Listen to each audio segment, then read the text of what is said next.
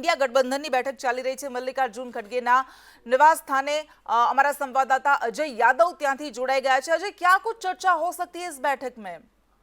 खड़गे के आवास पे है जहां पर इंडिया गठबंधन की बैठक चल रही है। सबसे पहले आप नज़ारा देखिए कि कितनी बड़ी संख्या में मीडिया कर्मियों को जमावड़ा।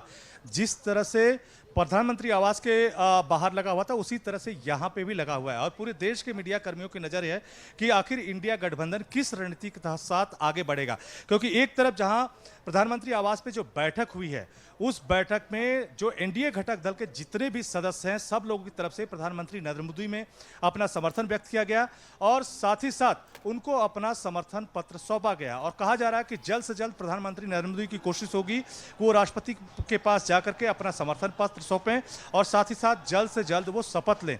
और इस सब की सबसे बड़ी वजह यही विजुअल है जहां पर आप देख सकते हैं कि इंडिया घटक दल के जो जितने भी मेंबर्स हैं सब लोग इस बैठक में शामिल हैं। हालांकि 3 तरह के स्टेटमेंट आए हैं जिसमें इंडिया घटक दल के जो भी मेंबर्स हैं उनकी तरफ से कहा जा रहा है कि किसी भी सूरत में इस बार जो सरकार बनाने से पीछे नहीं रहना चाहिए और उसकी वजह सबसे बड़ी यही बताई जा रही है कि इंडिया घटक दल के जो भी सदस्य हैं उनका कहा जा रहा है कि उनको जो मैंडेट मिला है वो दरअसल लोकतंत्र को बचाने का मैंडेट मिला है। ऐसे में सरकार बनाने की जो कवायद है किसी भी सूरत में उससे पीछे नहीं हटना चाहिए। उद्धव ठाकरे की पार्टी भी इसका संकेत दे चुकी है। खुद जो मनोज झा है आरजेडी के उनकी तरफ से ये संकेत दिया जा चुका है। खुद जयराम रमेश की तरफ से भी कहा गया है, जो चंद्रबाबू नायडू को एक प्रपोजल दिया गया जिसमें यह कहा गया कि स्पेशल स्टेटस का जो दर्जा है वो इंडिया गठबंधन ही दे सकता है। पिछले 10 साल की सरकारों के सामने आंध्र प्रदेश की जो जनता और लीडर्स मांगते रहे लेकिन वो जो स्पेशल स्टेटस है वो नहीं मिला।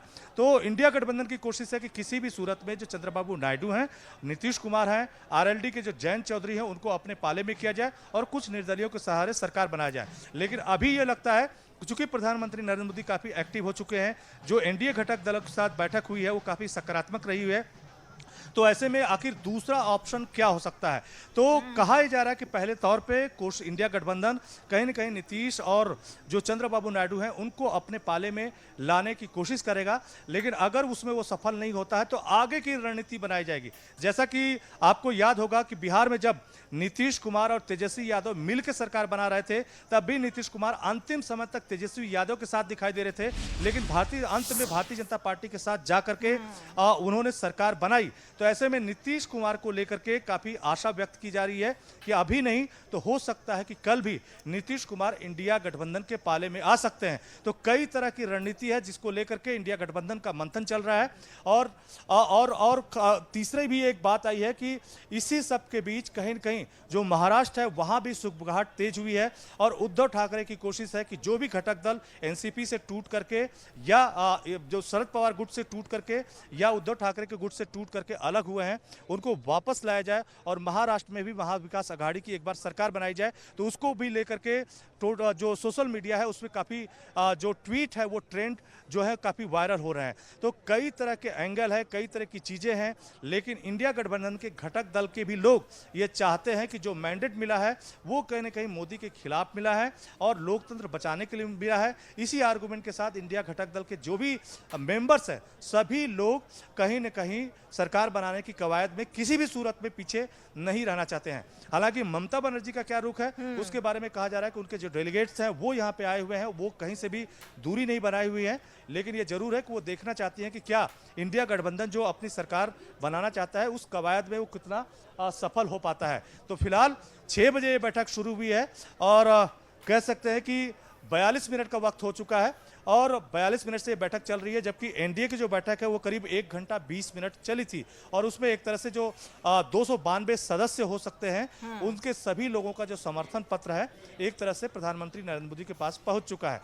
तो अब इंडिया गठबंधन किस रणनीति के साथ आगे बढ़ेगा और उसमें भी महत्वपूर्ण बात यह है कि जब यह बैठक खत्म होगी, थोड़ा कैमरामैन विजुअल भी आप दिखाइए कि खत्म होगी तो क्या नेताओं की तरफ से किसी तरह की प्रेस कॉन्फ्रेंस की जाएगी या इंडिविजुअल लेवल पे ही जो लीडर्स हैं वो मीडिया कर्मियों से बात करेंगे। तो ये तमाम सारी चीजें अभी बाहर आना बाकी है, लेकिन ये बैठक चल रही है और पूरे देश भर की नजरें कहीं न कहीं अब इंडिया गठबंधन पे भी लगी हुई हैं कि उसकी अगली रणनीति क्या होगी। हालांकि इस सब के बीच जो आज दिल्ली में लगातार दिन भर से तमाम सारी गतिविधियां चल रही हैं। उसके बीच सबसे महत्वपूर्ण बात यही है कि प्रधानमंत्री नरेंद्र मोदी की अगुवाई में जो एनडीए गठबंधन है वो एक तरह से लीड कर चुका है। समर्थन पत्र प्रधानमंत्री नरेंद्र मोदी के पास पहुंच चुका है और उसमें भी जो खबरें आ रही हैं सूत्रों के हवाले से कहा यह जा रहा है कि हो सकता है कि 7 तारीख को जो एनडीए संसदीय दल की बैठक, जिसमें देश भर से करीब 292 जो सांसद हैं वो आएंगे, प्रधानमंत्री नरेंद्र मोदी का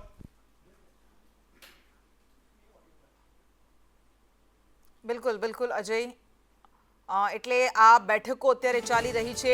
ઇન્ડિયા ગઠબંધનની બેઠક મલ્લિકાર્જુન ખડગેના નિવાસ સ્થાને ચાલી રહી છે અને તેમાં ઇન્ડિયા ગઠબંધનના તમામ પક્ષના પ્રતિનિધિઓ ઉપસ્થિત છે। અભિષેક બેનર્જી પણ અત્યારે હાજર છે। આ ઉપરાંત સંજય રાઉત પણ પહોંચી ગયા છે। ઉદ્ધવ ઠાકરે નથી આવ્યા, પરંતુ બીજી બાજુ જે એનડીએની બેઠક થઈ જેમાં એકનાથ શિંદે સહિતના તમામ નેતાઓ જે એનડીએ ગઠબંધનના ભાગ છે તેમણે સમર્થન પત્ર આપ્યું છે, જેમાં નીતિશ કુમાર પણ સામેલ છે, જેમાં ચંદ્રબાબુ નાયડુ પણ સામેલ છે, અનુપ્રિયા પટેલ પણ છે, ચિરાગ પાસવાન, જીતનરામ માંઝી, આ બધા એ નાના નાના પક્ષો પણ જે એનડીએ સાથે છે અને એના ખભા પર બેસીને અત્યારે સરકાર ચલાવશે ભારતીય જનતા પાર્ટી। દિલ્હીમાં મળેલી આ એનડીએની બેઠક પૂર્ણ થઈ ગઈ, પરંતુ બીજી બાજુ અનેક સંભાવનાઓને શોધતા તેના પર ચર્ચા કરતા ઇન્ડિયા ગઠબંધન આગળ શું નિર્ણય લે છે એ પણ જોવાનું રસપ્રદ રહેશે, કારણ કે શરદ પવાર, સંજય રાઉત જેવા મોટા નેતાઓ પણ ઇન્ડિયા ગઠબંધનની આ બેઠકમાં સામેલ છે। સવારે જે રીતે સમાચાર આવી રહ્યા હતા કે જે મોટા અન્ય પક્ષો છે, જે સહયોગી પક્ષો એનડીએના છે, એમને મનાવવાની જવાબદારી શરદ પવારને સોંપવામાં આવી છે। આ ઉપરાંત સંજય રાઉતને પણ એ જવાબદારી સોંપવામાં આવી છે, તેજસ્વી યાદવને જવાબદારી સોંપાઈ છે, એટલે એ શું થઈ શકે છે કે કેમ એ પણ જોવાનું રહેશે।